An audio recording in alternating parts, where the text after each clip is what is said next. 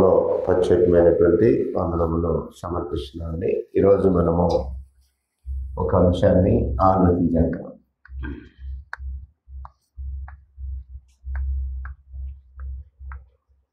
దేవుడు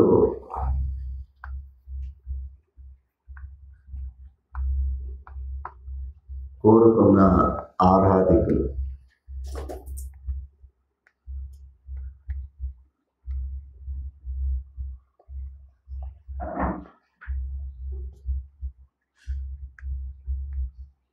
యోహాను సువార్త 4వ అధ్యాయము 20 నుండి 24.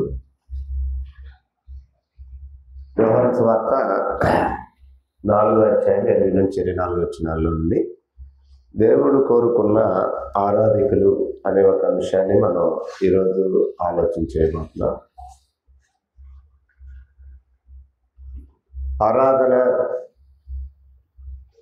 ఆరాధికులు, ఆరాధింపబడే దేవుడు అనే విషయాల మీద కనీస అవగాహన మనుషులకి అవసరం. నేను ఆరాధించే దేవుడు ఎవరో ఒక స్పష్టత ఉండాలి. ఆయన ఏం కోరుకుంటున్నాడో అనే విషయం మీద ఒక స్పష్టత ఉండాలి. ఆయన కోరిన రూపంలోనే నా ఆరాధన ఉంటుందా అనే విషయాన్ని ఆలోచించేయాలి. అలా కాని పక్షంలో చేసే ఆరాధన వ్యర్థమైపోతుంది. మనుషులు చేసే ప్రతి ఆరాధన అంగీకరించేవాడు కాదు దేవుడు. తనకు కొన్ని ఇష్టాలు ఉన్నాయి, తన ఇష్టాన్ని తెలియజేశాడు. తన ఇష్టాన్ని గౌరవించి దాని ప్రకారం చేసేవారి ఆరాధన దేవుడు అంగీకరిస్తాడు. కాని పక్షంలో అట్టి ఆరాధనని తిరస్కరిస్తాడు అనే విషయాన్ని సృష్టి ఆరంభం నుంచి మనం నేర్పుకుంటూ వచ్చాడు. ఆయన చెప్పని విషయమేం కాదు, కానీ చెప్పిన విషయమేది. ఈ వచనంలో కూడా తన్ను ఆరాధించేవారు అట్టి వారే కావాలని దేవుడు కోరుతున్నాడని 23వ వచనంలో అన్నాడు. 20 నుంచి 24 వచనాలు మనం చదివినప్పుడు దేవుడు ఎలాంటి వారిని కోరుతున్నాడనంటే యథార్థముగా ఆరాధించేవారు కావాలని కోరుతున్నాడు. తన్ను ఆరాధించేవారు అట్టివారే కావాలని దేవుడు కోరుతున్నట్టుగా మనం చూస్తూ ఉన్నాం. కాబట్టి దీంట్లో కొన్ని విషయాలు మనం ఆలోచన చేయబోతున్నాం. అందులో మొదటగా మనం ఏం చూస్తామంటే,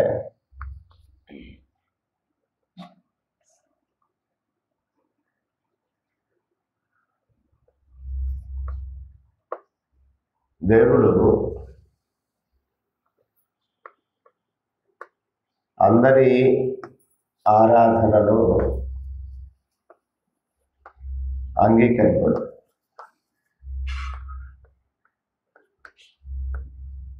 ఈ విషయాన్ని మనం గ్రంథంలో ఆదికాండము 4వ అధ్యాయము 1 నుంచి 7 వచనాల్లో కయీను ఆరాధన తిరస్కరించబడ్డది.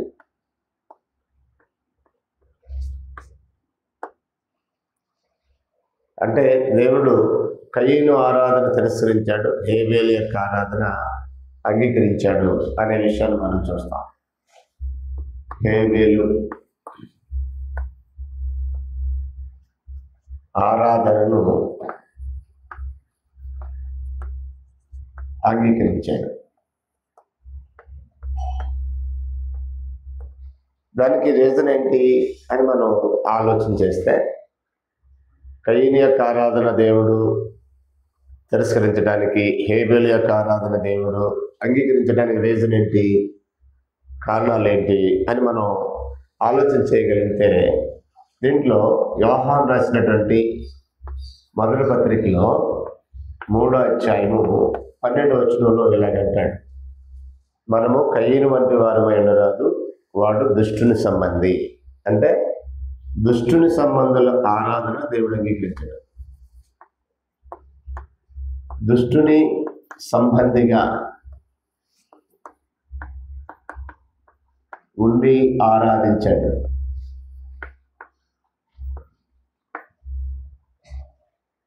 వాడు దుష్టుని సంబంధి అని అన్నాడు. అంటే దేవుణ్ణి ఆరాధించే వాళ్ళు దుష్ట సంబంధులు కూడా ఉంటారా? కేవలం దేవుని సంబంధులే కాకుండా దేవుణ్ణి ఆరాధించే వారిలో దుష్టుని యొక్క సంబంధాలు కూడా ఉంటారు. దుష్టుని యొక్క సంబంధాలు ఎవరో దేవుని సంబంధాలు ఎవరో ఎట్లా తెలిసింది మనకి అని మనం ఆలోచన చేస్తే పైన 10వ వచనంలో అన్నాడు. యోహాను మొదటి పత్రిక 3వ అధ్యాయం 10వ వచనంలో దీనిని బట్టి దేవుని పిల్లలు ఎవరో అపవాది పిల్లలు ఎవరో తేటబడును అన్నాడు. 8వ వచనంలో చదివితే అపవాది మొదటి నుండి పాపం చేస్తున్నాడు కనుక పాపం చేయ ప్రతివాడు అపవాది సంబంధి అన్నాడు. అపవాది సంబంధి ఎలాగవుతారు? మనుషులు దుష్టుని సంబంధులు ఎలాగవుతారు? చేసిన పాపాన్ని బట్టి, చేసిన తప్పులను బట్టి, చేసిన లోపాలను బట్టి, జీవితంలో ఉన్న లోపాన్ని బట్టి వారు దైవ సంబంధుల దుష్టుని సంబంధుల అనేది చెప్పచ్చు. ఇక్కడ కయ్యను దుష్టుని సంబంధం ఎలాగయ్యాడు? పాపాన్ని బట్టి. ఇటు పాపులు కూడా దేవుణ్ణి ఆరాధిస్తారా? ఆరాధిస్తారు, కానీ దేవుడు అంగీకరించాడు. దుష్ట సంబంధాలు కూడా దైవాన్ని ఆరాధిస్తారంటే ఆరాధిస్తారు, కానీ దేవుడు దాన్ని అంగీకరించడు. కాబట్టి మనం ఎవరి సంబంధిగా ఉండి దేవుణ్ణి ఆరాధిస్తున్నాం అనేది క్లారిటీ ఉండాలి. ఆరాధించే వ్యక్తులు, ఆరాధికులు ఎవరికి సంబంధించిన వారు, దేవుణ్ణి ఆరాధిస్తున్నా సరే ఎవరికి సంబంధించిన వారు అనే విషయాన్ని జాగ్రత్తగా దృష్టిలో పెట్టుకోవాలి. ఇక్కడ దుష్ట సంబంధుల యొక్క ఆరాధన దేవుడు తిరస్కరిస్తాడని కయీను యొక్క దృష్టాంతం మనకు నేర్పిస్తున్న పాట. ఇలా బైబిల్లో చాలా సందర్భాల్లో మనం చూడవచ్చు. వ్యక్తి సరైన వాడు కాకపోతే తన ఆరాధన దేవుడు తిరస్కరిస్తాడు అనేది ఈ పాయింట్లో మనం నేర్చుకోవాల్సిన విషయం. అంటే ఆరాధకులు ఎలాంటి వారై ఉండాలని కోరుతున్నాడు దేవుడు? యథార్థముగా ఆరాధించే వారై ఉండాలని కోరుతున్నాడు. కయీను యథార్థవంతుడు కాదు. ఎలా చెప్పగలం మనం? కయీను యథార్థవంతుడు కాదని ఎలా చెప్ప? యథార్థత అంటే ఏంటి అసలు? నిజం, వాస్తవం. సింపుల్గా చెప్పాలంటే యథార్థం అంటే ఏంటి? నిజం, వాస్తవం. దేవుడు మనిషిని ఎలా చేశాడు?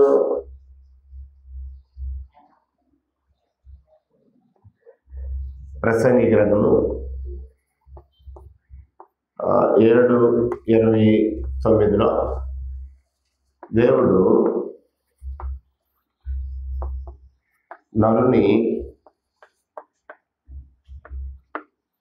యథార్థవంతునిగా చేశాడు.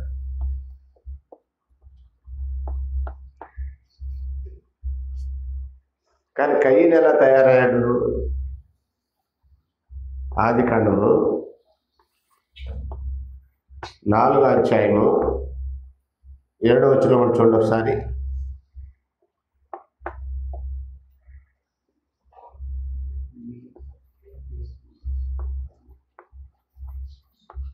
అబద్ధం చెప్తున్నాడు. నీ తమ్ముడు ఎక్కడ అంటే ఏం చెప్తున్నాడు? ఎన్నో వచ్చిన నీ తమ్ముడు ఎక్కడ అని అడిగిన మాట 8. ఏమన్నాడు?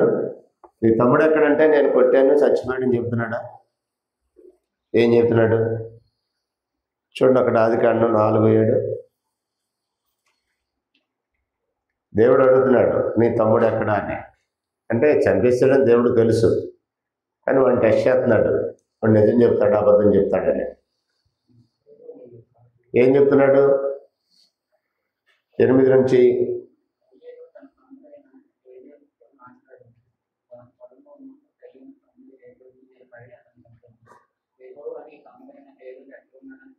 యెహోవా నీ తమ్ముడైన హేబేలు ఎక్కడున్నాడని కయీను అడగగా అతను నేను ఎరుగను అన్నాడు. నిజం చెప్పండి, ఇక్కడ యథార్థంగా దేవుడేమో యథార్థవంతుడిగా సృష్టించాడు.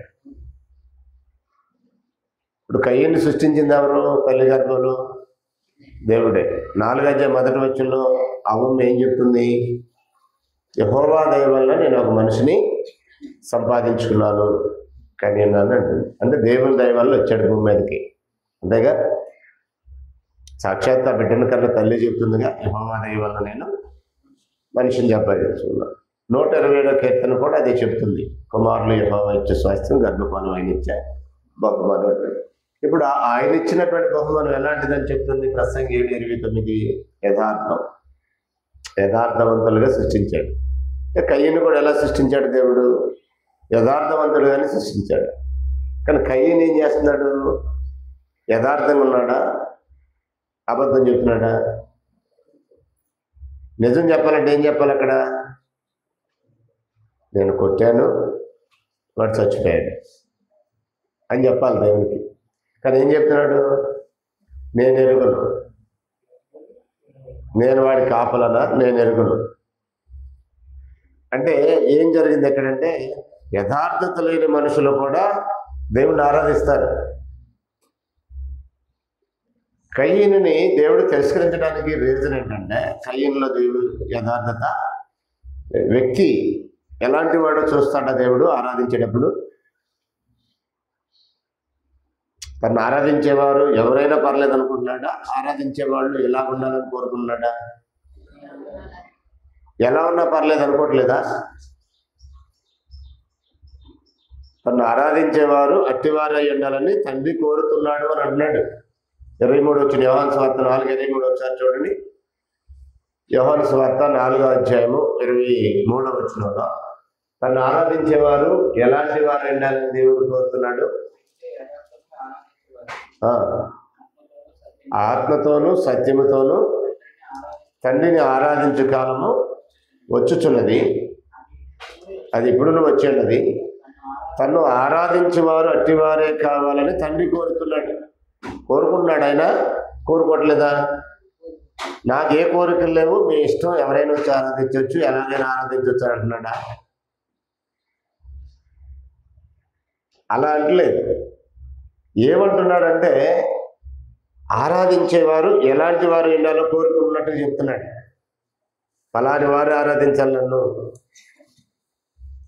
యథార్థముగా ఆరాధించేవారై ఉండాలి, ఆత్మతో ఆరాధించేవారై ఉండాలి, సత్యముతో ఆరాధించేవారై ఉండాలి, అలాంటి వారే కావాలని కోరుకుంటున్నాను.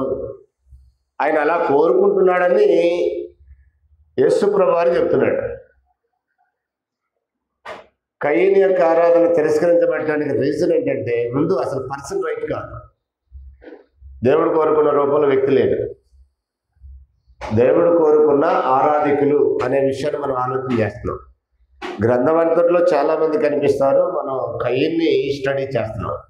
కయ్యను దేవుడు కోరుకున్న ఆరాధికుడేనా? దేవుడు కోరుకున్న ఆరాధికుడికి ఉండే లక్షణాలు కయ్యనుకు ఉన్నాయా? పర్సన్ ఎలాంటి వాడై ఉన్నాడు? యోహాను మొదటి పత్రిక 3:12 కయ్యను దుష్టుని సంబంధి అన్నాడు. ఎలాగయ్యాడు? దేవుడేమో యథార్థవంతుడిగా సృష్టిస్తే వాడేమో అబద్ధికుడిగా తయారైపోయాడు. ఈ అబద్ధములు ఆడేవారికి తండ్రి ఎవరు? దేవుడా, సాతానా? అబద్ధమునకు జనకుడు అపవాది అని అన్నాడు. యోహాను సువార్త 8:34 మీరు మీ తండ్రి యొక్క అపవాది సంబంధులు, మీ తండ్రి దురాశ నెరవేర్చగోరుచున్నారు, వాడు అబద్ధికుడు, అబద్ధములకు జనకుడు, వారి యందు సత్యమే లేదు అని అన్నాడు. ఇక్కడ సత్యం చెప్తున్నాడా, అసత్యం చెప్తున్నాడా? కయ్యను దేవునితో నేను ఎరగను అన్నాడా? ఎవరిని ఎరగను అన్నాడు? నిజంగానే ఎరగడా? నిజంగానే తమ్ముడు ఎవరో తెలియదా? ఎక్కడున్నాడు తెలియదా? ఆల్రెడీ ఇతని చేతులు చచ్చిపోయాడు కదా, ఇతనే కదా చంపేసింది. అతని రక్తం దేవునికి మరపెట్టింది అన్నాడు. నీ తమ్ముని రక్తం నాకు మరపెట్టింది అన్నాడు. ఎంత దారుణమైన పరిస్థితి అంటే, ఒక మనిషితో మనిషి అబద్ధం ఆడటం ఒక భాగం అయితే, ఒక మనిషి దేవుడితో అబద్ధం ఆడటం మరొక భాగం. నా గురించి మీకేం తెలియదు కనుక మీతో నేను అబద్ధం ఆడటం సహజం. దేవుని దగ్గర కూడా అబద్ధాలు ఆడుతున్నారంటే కామన్ సెన్స్ ఉందంటేనే అసలు ఆ మనిషికి. దేవుడు అంటే కనీస అవగాహన ఉన్నోడు చేసే పనేనండి. సరే, మనిషికి ఏం తెలియదు కనుక ఎన్నో బొక్కుతాం, ఎన్నో అబద్ధాలు ఆడతాం, ఎన్నో చేసేస్తామండి. కనీసం దేవుని దగ్గర అయినా నువ్వు యథార్థంగా ఉండాలి కదా. మనుషుల కంటే మనం ఏదో అబద్ధాలు చెప్పేస్తాం, ఎలా కాలం గడిచిపోద్ది. కనీసం దేవుని యొద్దనైనా కనీసం యథార్థంగా ఉండాలని ఆలోచన లేకపోవటం విచారకరం. అందుకనే కయీను తిరస్కరించబడ్డాడు. దేవుడు కోరుకునే ఆరాధకులకు ఉండే లక్షణం అది అదే. దీంట్లో మరొక విషయాన్ని మనం ఆలోచన చేస్తే,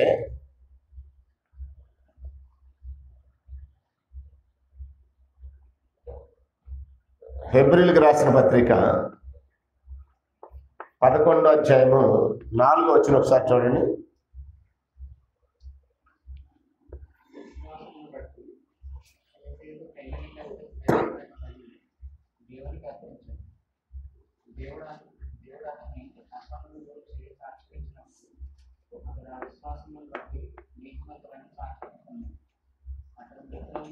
కయీను అర్పణ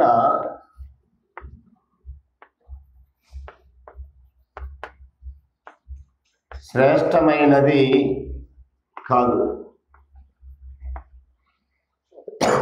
కయీను వ్యక్తి ఎలాంటి వాడు అని ఆలోచన చేస్తే దేవుడు కోరుకున్నటువంటి లక్షణాలు కలిగిన వాడు కాదు. కయీను తెచ్చిన అర్పణ గురించి ఆలోచన చేస్తే ఇప్పుడు రెండు ఉంటాయి. ఆరాధకుడు, ఆరాధనకి ఇచ్చే అర్పణలు, ఆరాధకుడు అర్పించే అర్పణలు. ఆరాధకుడు ఎలాంటి వాడై ఉండాలని దేవుడు కోరుతున్నాడో మనం చూస్తున్నాం. ఆరాధింపబడే వ్యక్తి ఏం కోరుకుంటున్నాడో తెలియకుండా ఏదో ఒకటి అర్పించేస్తే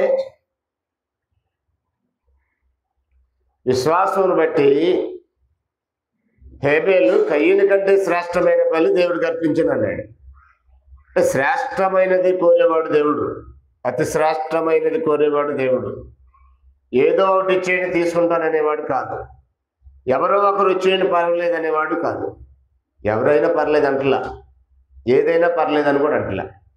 నన్ను ఆరాధించేవారు ఇలాంటి వారే కావాలి, నాకు ఇచ్చేది కూడా ఇలాంటిది అయి ఉండాలని కోరుతున్నాడు.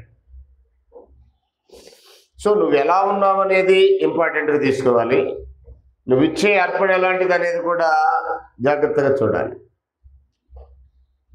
ఇశ్రాయేలు చరిత్ర పరిశీలించినప్పుడు కుంటిది కానీ గుడ్డిది కానీ లోపం ఉన్నది కానీ ఏది యెహోవా సముఖానికి తేకూడదని ఆదేశించాడు. శ్రేష్టమైన బలులను అర్పించాలని దేవుడు ఆదేశించాడు. లేవీకాండం, సంఖ్యాకాండం అనే పుస్తకాలు చదివినప్పుడు ఇజ్రాయేలులకు దేవుడిచ్చిన ఆదేశాల్లో ఏమున్నాయంటే, ఆయన అర్పించేది ఏదైనా కానీ అది శ్రేష్టమైనదై ఉండాలి, లోపము లేనిదై ఉండాలి, కళంకం లేనిదై ఉండాలి, కల్మషము లేనిదై ఉండాలి. దేవుని మనసు ఏం ఎక్స్పెక్ట్ చేస్తుంది? దేవుడు నీ నుంచి ఎక్స్పెక్ట్ చేసేది ఎలాంటిదై ఉండాలి? లోపము లేనిదై ఉండాలని కోరుతున్నాడు. కనీసం కామన్ సెన్స్ లేకుండా దేవునికి ఇచ్చే వాటిని ఏదో ఒకటి ఇచ్చేద్దాంలే అనే ఒక ఆలోచనతో వచ్చే మనుషులు ఎంతమంది ఉంటారు? ఈరోజు ఆదివారం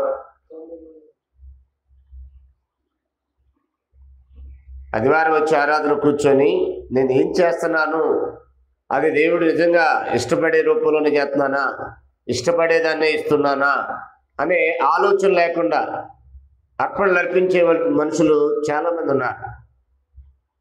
అంటే వ్యక్తిని చూస్తాడు, వ్యక్తి యొక్క ఇచ్చే అర్పణలు కూడా చూస్తాడు.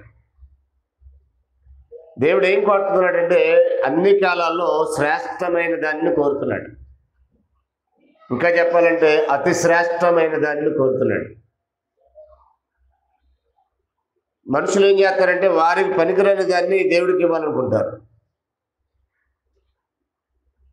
అసలు ఎక్కడా పనికిరాని దాన్ని ఇచ్చేవాళ్ళు కూడా ఉంటారు. ఉదాహరణకు నోటు ఉందనుకో, అది ఎక్కడ కొట్టులో చల్లలేదనుకో తీసుకొచ్చి సందాలు వేసేస్తారు. అలాంటి మనుషులు కూడా ఉన్నారా? విజయవాడలో ఈ కానుకలు లెక్కించే సోదరులు అప్పుడప్పుడు ఓపోతుంటారు. ఏమండి సినిపోయిన నోట్లు వేస్తున్నారండి, చల్లని నోట్లు వేస్తున్నారండి, మీరు చెప్పండి అని అంటారు. నేనే కాదు మీరు కూడా చెప్పొచ్చు అని చెప్పాను. నేను చెప్తాను, నేనే చెప్పాలని రూల్ ఏం లేదు. సహోదరులు ఎవరైనా చెప్పొచ్చు ఆ విషయాన్ని. లెక్కించే మీరు ఎప్పుడన్నా నడిపిస్తున్నప్పుడు కార్యాన్ని, అప్పుడు మీరు దాని మీద కాసేపు టైం తీసుకొని చెప్పండి, ఇబ్బంది ఏముంది దానికి. అంటే దేవునికి ఇచ్చేది ఎలాంటిదై ఉండాలనే కనీసం ఆలోచన లేకుండా చేసే ఈ ఆరాధన దేవుడు అంగీకరిస్తాడంటే ఖచ్చితంగా అంగీకరించడు, తిరస్కరిస్తాడు అని మనం గ్రహించాలి. ఎందుకంటే ఆయన ఎలాంటి వారు ఆరాధించాలో స్పష్టంగా ఆయన తెలియజేశాడు. దేవుడు అందరి ఆరాధన అంగీకరించడు. ఇప్పుడు ఎవరు ఆరాధన అంగీకరిస్తాడు? ఆరాధించే వ్యక్తి సరైన వ్యక్తి అయి ఉండాలి. రెండవది, ఆరాధనకు తెచ్చే అర్పణలు కూడా సరైనవై ఉండాలి. ఒకసారి పేతురు రాసినటువంటి మొదటి పత్రిక 2వ అధ్యాయము 6వ వచనం చూడండి.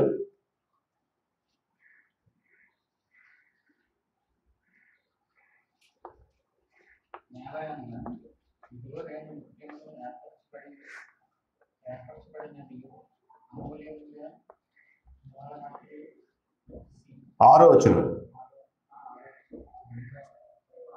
5వ వచనం చదవండి. 5వ వచనం,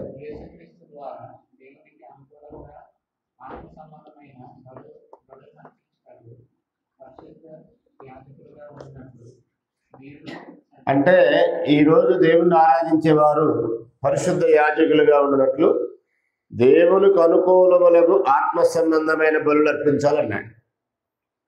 ఆయనకు అనుకూలమైన బలులు, ఆయనకు అనుకూలం కాని బలులు కూడా ఉంటాయా? బలుల్లో ఆయనకు అనుకూలమైనవి, బలుల్లో ఆయనకు అనుకూలం కానివి. అందుకే ఆయనకు అనుకూలమైనవి ఆయనే చెప్పాడు. ఇది నాకు అనుకూలమైనది, ఇది నాకు ఇష్టము లేనిది అని చెప్పాడు. ఇప్పుడు ఆయనకు అనుకూలమైన దాని గురించి మనం లేవీకాండంలో ఒకసారి ఆలోచన చేస్తే, లేవీకాండము 10వ అధ్యాయము 1-2 వచనాల్లో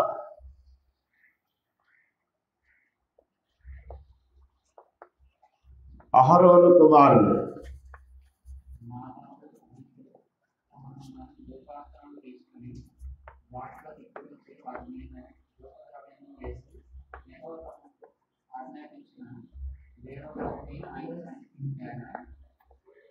అనుకూలము కానివి అర్పించారు. యెహోవా తమకు ఆజ్ఞాపించని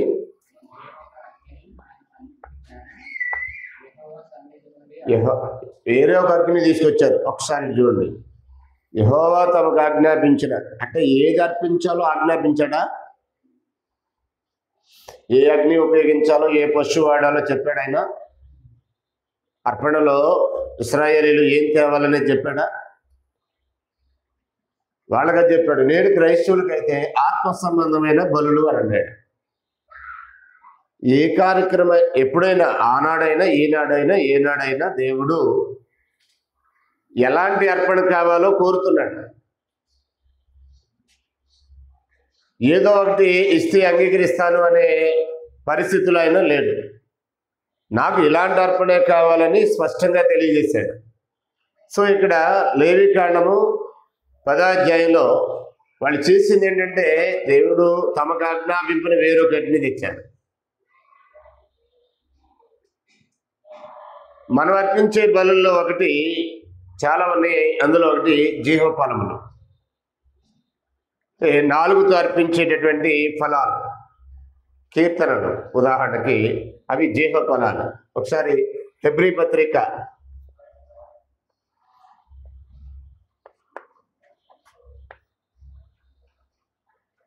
13వ అధ్యాయము 15వ వచనంలో క్రైస్తవ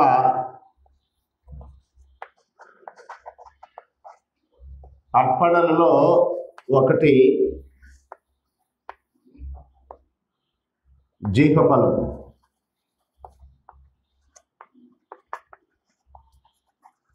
మనం కూడా అర్పించే ఫలాలు ఉన్నాయి, అందులో ఒకటి జీవఫలము. మనం ఇచ్చే కానుకలు కావచ్చు, మనం ఇచ్చే ఇంకేదైనా అర్పణలు కావచ్చు. అందులో ఒకటి ఏంటంటే జీవఫలము. ఇప్పుడు జీవఫలం అనగానే పాడే ఈ పాట కూడా ఒక ఫలము. దేవుని స్తుతిస్తూ, ప్రభుని స్తుతిస్తూ మనం చేసేటటువంటి గానము ఏదైతే ఉందో అది కూడా ఒక ఫలంగా మాట్లాడుతున్నాడు. సంఘం మధ్య, సమాజం మధ్య యేసు ప్రభుతో కలిసి దేవుణ్ణి ఆరాధిస్తూ పాడే పాటలు ఏవైతే ఉన్నాయో అవి కూడా దేవునికి ఒక ఫలం అన్నాడు. ఈ జీవ ఫలాన్ని అర్పించేటప్పుడు నీ మనస్సు ఏకీభిస్తుందా? నీ మనస్సాక్షి పనిచేస్తుందా? ఆ పాటలో ఉన్నటువంటి భావాన్ని అర్థం చేసుకునే ప్రయత్నం చేస్తున్నామా?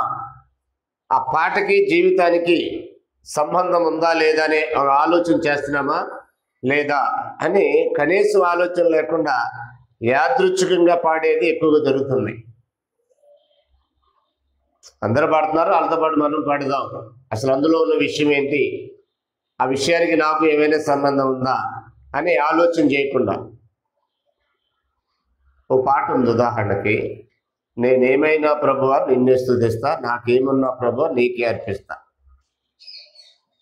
నేనేమైనా నిన్నే స్తుతిస్తా అంటే నాకు ఏ పరిస్థితి ఉన్నా నిన్నే స్తుతిస్తా. ఆ సమర్పణ, డెడికేషన్ ఉందా? నిజంగా పాడేటప్పుడు బాగుందని పాడుతున్నావా? నిజంగా ఏ పరిస్థితుల్లోనైనా దేవుణ్ణి ఆరాధిస్తాననే ఒక డెడికేటెడ్ మైండ్ ఉందా? అది ఒక డెడికేటెడ్ మైండ్కి సంబంధించినటువంటి విషయం. అది ఒక డెడికేటెడ్ పర్సన్కి సంబంధించిన విషయం. అది ఏమైనా ఏ పరిస్థితుల్లోనైనా. ఉదాహరణకు యోబు ఉన్నాడు, యెహోవా వల్ల మేలు అనిపించాలా, కీడు అనిపింపదగదా? యెహోవా ఇచ్చాడు, యెహోవా తీసుకున్నాడు, యెహోవా నామానికి స్తుతి కలుగును గాక అనగలిగాడు. దేవుడు అన్యాయం చేశాడని చెప్పలేదన్నాడు. ఇందులో ఏ విషయంలో కూడా దేవుడు అన్యాయం చేశానని చెప్పలేదని అన్నాడు. అంటే దేవునికి ఏ పరిస్థితుల్లోనైనా స్తుతి చెల్లించాలనే ఒక డెడికేటెడ్ మైండ్ ఉంటే ఆ పాట పాడొచ్చు. నేనేమైనా ప్రభువా నిన్నే స్తుతిస్తాను అని, నాకేమున్నా నీకే అర్పిస్తాను అని. అంటే అసలు ఉన్న దాంట్లో కనీసం 10% లేదు, 11% లేదు, ఉన్నదంతా నీకే ఇస్తానని పాడటం అంటే, నాకేమున్నా నీకే అర్పిస్తానంటూ అంటే యథార్థం. అది ఆరాధించేవాళ్ళు ఎలాంటి వారు కావాలని కోరుతున్నాడు? యథార్థంగా ఆరాధించేవారు కావాలని కోరుతున్నాడు. పాట ఏం పాడుతున్నాం మనం? ఏమైనా ప్రభువా నిన్నే స్తుతిస్తాను అని అంటున్నాం.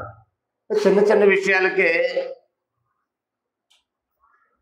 దేవునికి దూరం అయిపోయే పరిస్థితులు, చిన్న చిన్న విషయాలే సహించలేని పరిస్థితులు, చిన్న చిన్న విషయాలే తట్టుకోలేని పరిస్థితులు, చిన్న చిన్న విషయాలకే కంగారు పడిపోయే పరిస్థితులు.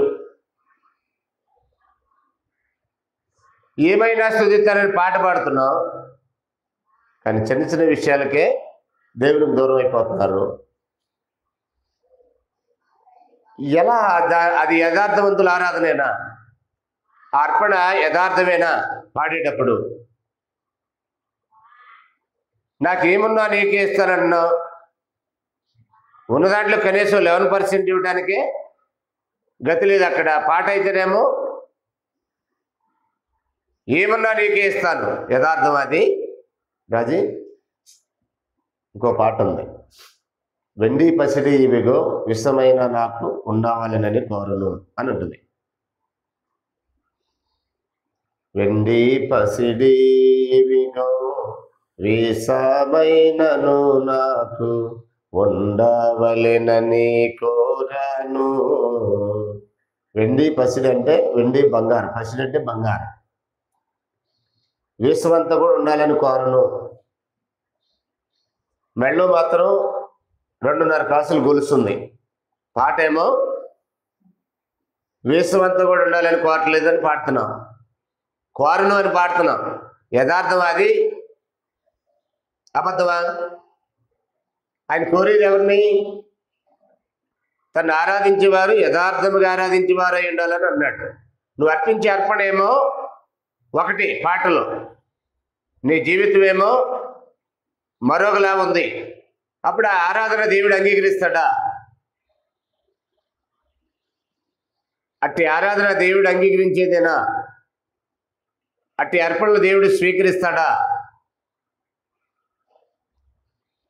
నీ మనస్సు మనసాక్షి పనిచేస్తుందా? ఆత్మతో పాడుదును మనసుతో పాడుదును అన్నాడు. కొరింథీయులకు రాసినటువంటి మొదటి పత్రిక 14:15లో 14వ అధ్యాయము 15 వచ్చిన ఒకసారి చూడండి. కొరింథీయులకు రాసిన మొదటి పత్రిక 14:15లో ఏమంటాడంటే, కాబట్టి ఆత్మతో పాడుదును మనసుతో పాడుదును అని అంటున్నాడు. నీ మనస్సు ఏకీపిస్తుందా? నీ మనస్సు నీ ఆత్మ ఏకీపిస్తున్నాయి నువ్వు పాడే పాటకి? ఒకవేళ అది ఏకీపించినట్లయితే నీ ఆరాధన దేవుడు అంగీకరించాడు. అదొక వేషధారణతో కూడిన ఆరాధన అంటున్నాడు. ఒకసారి మత్తయి సువార్త 15వ అధ్యాయము 6 నుండి 9 వచనాలు చూడండి. ఏమన్నాడు అక్కడ? మత్తయి సువార్త 15వ అధ్యాయం 6 నుండి 9 వచనాలు. మీరు మీ పారంపర్యాచారం నిమిత్తమై దేవుని వాక్యమును నిరర్థకము చేయుచున్నారు. వేషధారులారా, ఈ ప్రజలు తమ పెదవులతో నన్ను గనపరుచున్నారు, కానీ వారి హృదయం నాకు దూరముగా ఉన్నది. వారు మనుషులు కల్పించిన పద్ధతులు దైవోపదేశములను బోధిస్తూ నన్ను వ్యర్థముగా ఆరాధించుచున్నారు అన్నాడు. వారిని ఏమన్నాడు? ముందు వేషధారులారా అన్నాడు. వేషధారులు అంటే ఎవరు? యథార్థతకి ఆపోజిట్ పీపుల్ అనమాట.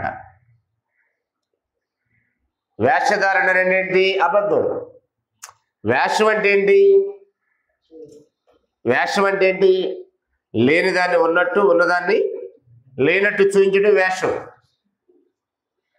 దానికి మరో పర్యాయ పదం నటన.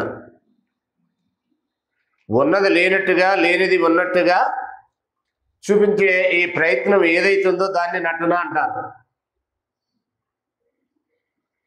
ఈ ప్రజలు తమ పెదవులతో నన్ను గనపరచుదురు, కానీ వారి హృదయం నాకు దూరముగా ఉన్నది అన్నాడు. వేషధారులారా అనే మాట వాడాడు అక్కడ. ఆరాధికులేమో ఎలాంటి వారు ఉండాలని దేవుడు కోరుతున్నాడంటే యథార్థముగా ఆరాధించేవారు ఉండాలని కోరుతున్నాడు. ఇప్పుడు వేషధారుల యొక్క ఆరాధన ఏమైపోతుంది? వ్యర్థమైపోతుంది. దేవుడు యథార్థవంతుడై ఉన్నాడు. దేవుడు నరులను యథార్థవంతులుగా సృష్టించాడు. ఆరాధింపబడే దేవుడు ఆరాధికులు యథార్థముగా ఆరాధించాలని కోరుతున్నాడు. తను ఆరాధించేవారు అట్టివారే కావాలని దేవుడు కోరుతున్నాడు. ఒకవేళ అది వేషధారులు చేసే ఆరాధన అయితే వేషధారుల యొక్క ఆరాధన వ్యర్థమైపోతుంది అని చెప్తున్నాడు ఇక్కడ. వేషధారులారా, ఈ ప్రజలు తమ పెదవులతో నన్ను గనపరుచుదు, వారి హృదయం నాకు దూరంగా చేసుకున్నారు. వారు మనుషులు కల్పించిన పద్ధతులు దైవోపదేశాలను బోధిస్తూ నన్ను వ్యర్థముగా ఆరాధించుచున్నారు అని అన్నాడు. నేను కంటిన్యూషన్లో నెక్స్ట్ వచ్చినప్పుడు మరో పాయింట్ చెప్తాను.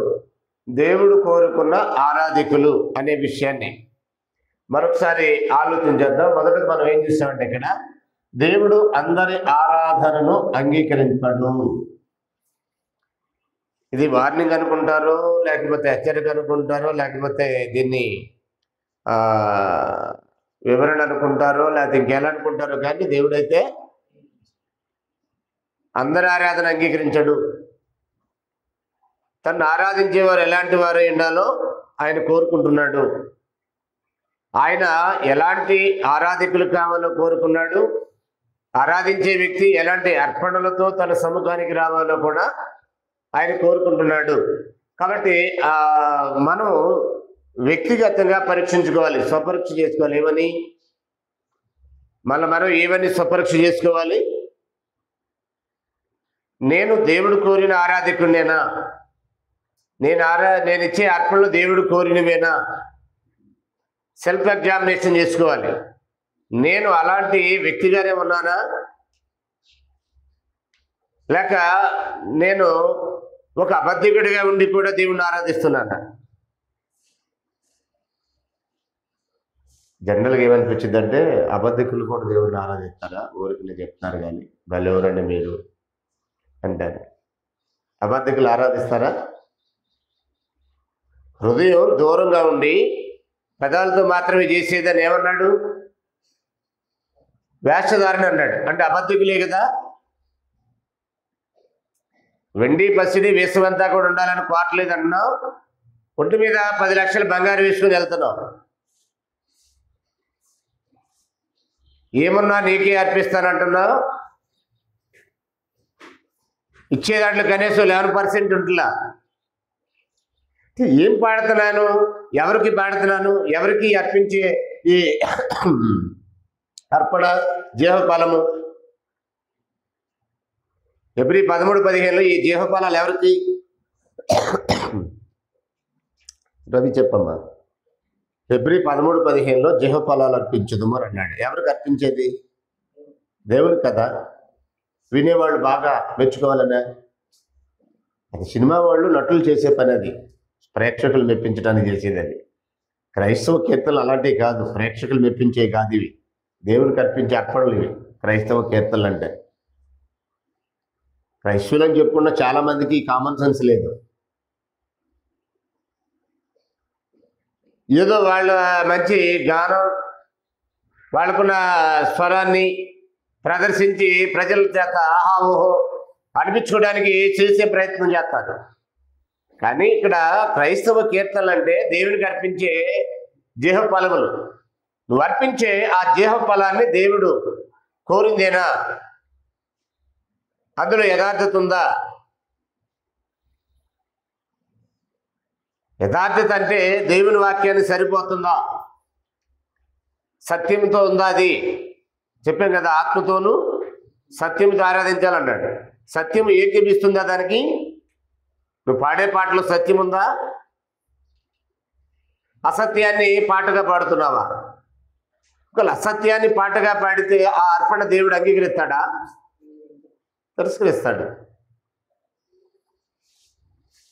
దేవుని ఆరాధించే ఆరాధకులు ఎలాంటి వారై ఉండాలంటున్నాడంటే యథార్థంగా ఆరాధించే వారై ఉండాలన్నాడు.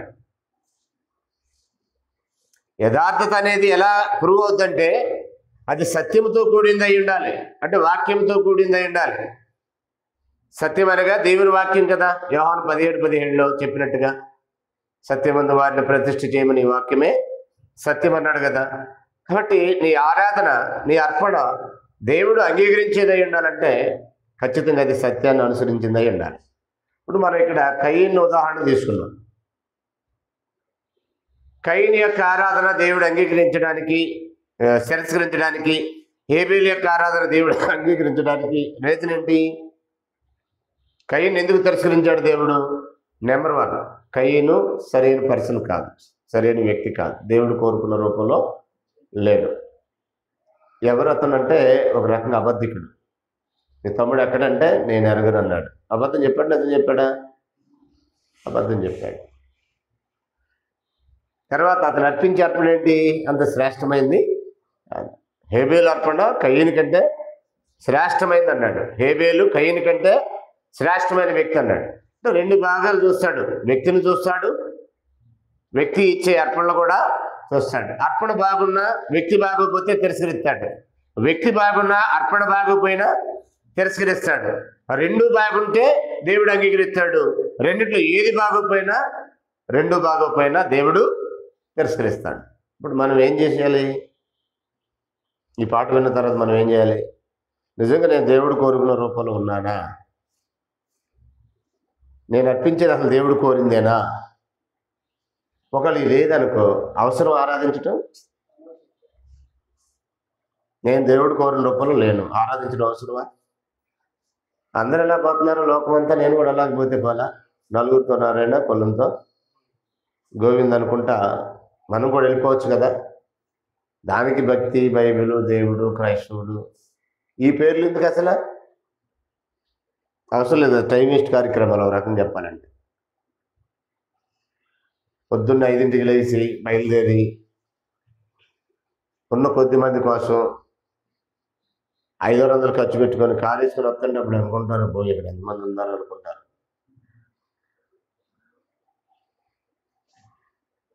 ఇది అవసరం అసలు? ఉన్న నలుగురు అయినా, 10 మంది అయినా, 20 మంది అయినా, 30 మంది అయినా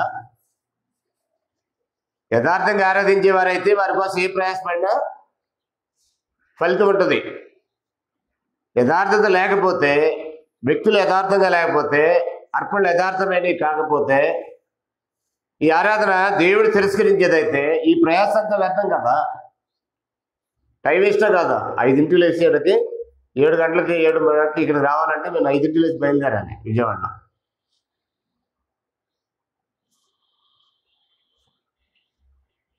ఎన్నింటికి లేగాలి, ఎన్నింటికి రెడీ అయ్యి బయటకు ఉండాలి. కిందకి ఎవరు రాలేదు అని నాకు ఫోన్ చేసి నేను ఫోన్ చేసి ఇవన్నీ ఉండకూడదు. నేను నా దేవుడిని ఆరాధించడానికి వెళ్తున్నా, ఎట్టి పరిస్థితుల్లో నేను 7 కిందకు వచ్చి ఉండాలి. నన్ను ఎక్కించగలడానికి ఎవరైతే వస్తారో వాళ్ళు వెతుక్కోకూడదు. వాళ్ళు ఇక్కడ రాగానే నేను వాళ్ళు కనపడాలనే ఒక కామన్ సెన్స్ ఉండాలి కదా.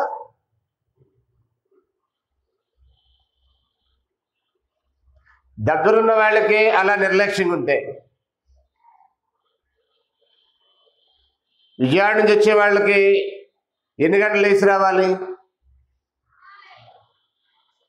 నేను ఈ విషయాలు మరలా వచ్చినప్పుడు మాట్లాడతాను. మీరు ఒకరినొకరు పురుకొల్పుకుంటున్నారా, ఒకరినొకరు దూరం చేసుకుంటున్నారా? ఆదివారం ఆరాధన రాగానే ఒకరికొకరు పురుకొల్పుకోవాలని అన్నాడు. ఆ దినం సమీపించడం మీరు చూచిన కొలది మరి ఎక్కువగా అలాగ చేయొచ్చు. ఈ సమాజంగా కూడికల్లో ఒకరినొకరు పురుకొల్పుకోవాలి. పురుకొల్పుకోవడానికి బదులు ఏం జరుగుతుంది? ఆ రోజు ఏదో ఒక సమస్య. అపవాది ఏం చేస్తుంటాడంటే కొంచెం అవకాశం ఇస్తే ఎవరో ఒకరిలో జూరి ఆదివారం ఆరాధన బయలుదేరే టైంలో ఏదో ఒక సమస్య క్రియేట్ చేసి మొత్తం మైండ్ డిస్టర్బ్ చేసేసి ప్రశాంతంగా పాడనేయడం, ప్రశాంతంగా వినేయడం, ప్రశాంతంగా చూడరు, ప్రశాంతంగా కూర్చోరు, ప్రశాంతంగా ఆలోచన చేయరు. శవం వచ్చి కూర్చుంటుంది అక్కడ.